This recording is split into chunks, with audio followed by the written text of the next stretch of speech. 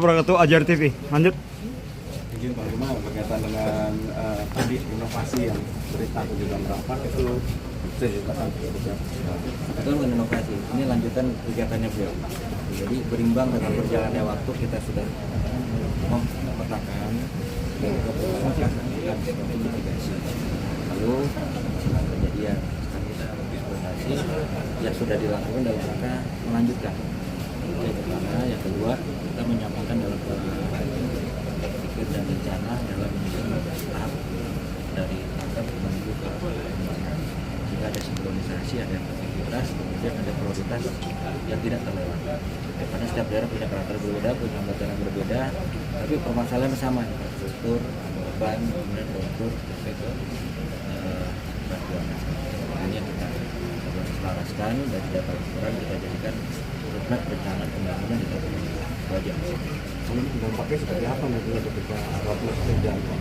Yang jelas tadi tidak ada yang sia-sia, tidak ada yang kelewat, kemudian tepat guna, kemudian yang jelas kan ada capaian dalam perubahan siklus bencana alam ini kan pasti perubahan sosial, kemudian nanti tata kelola ruang, kemudian dalam pengerangan masukan kayak TNI itu kan semua kan berasal. Untuk tenaga personel ini berapa? Apa? Untuk tenaga personel ini berapa? Ya ini dari berdasarkan data nih, kalau yang saat ini kan kita semua provinsi Aceh, Subang, semua kita sampai 30.000 bagi 3 provinsi, tapi yang pakai efektif bagaimana pas itu berjalan. Kalau tapi ini tidak berjalan, jumlahnya bisa jadi tidak efektif. Tapi kalau ini berjalan, kita sudah bisa menempatkan personel sesuai dengan rencana yang dibuat oleh pemerintah. Izin dan satu lagi Nat. Ada informasi kita nih di tempat Syekh Burhanuddin itu masih sekarang ini masih dalam pembersihan. Ada rencana dan? Ini kan masih dalam tahap tanggal tentunya masih dalam evakuasi, hospitalisasi mungkin sampai ke bantuan dukungan dan rekonstruksi. Jadi ya itu tadi laporannya penanganan termasuk angkatnya semua. Bang Lima, kenapa pakai bambu tadi? Untuk apa sih? Kita bawa empat slogan lah ini ya. Pertama mulai dari energi, kemudian edukasi, environment, kemudian edukasi dan ekonomi. Artinya kenapa ya, ini ada sekian jenis tanaman yang berjangka di masyarakat, itu bisa memberikan nilai. Dia punya juga sifat yang meningkat tanaman. Apakah nanti dari tanaman bambu itu bakal ditanamkan di nasional seperti itu? Kita sudah melakukan di Pasaman dan kalau nanti ya tergantung lagi nanti kan kita kemarin pemakan kita mulai dari sana nggak apa-apa yang kita Kajiannya sudah ada di taman ini.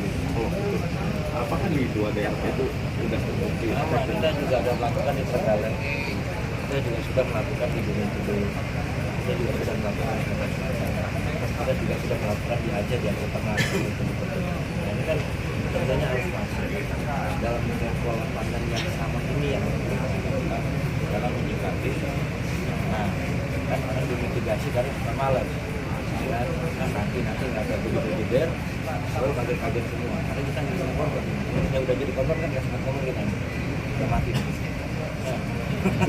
Nah, kita jangan sampai itu terjadi, makanya dimitigasinya lah proses edukasi kepada apa keyakinan itu yang kita paksa. Semua tidak populer di mitigasi itu, tapi begitu ada yang kena, baru betapa menghargai makanya. Nah ini rencana terukur programnya pemerintah daerah masuk ke situ. Lalu bentuk koordinasi gimana itu? Dengan implementasi dan waktu itu? Kalau nanti dari masing-masing subbidang itu kan menyusun, itu menjadi diskusi. Ada yang namanya sistem manajemen di daerah kita nasional dalam merumuskan prioritas. Ada perusahaan media yang sudah terurai. Masing-masing bidang itu menyampaikan kita susun itu bisa masuk per bulan, 3 bulan, 6 bulan, per 12 bulan. Ya kan ya. Himbauan buat kepala daerah untuk melakukan koordinasi. Jangan kita lakukan itu dulu, jadinya Baik, terima kasih kembali ke studio Ajar TV John Pratama.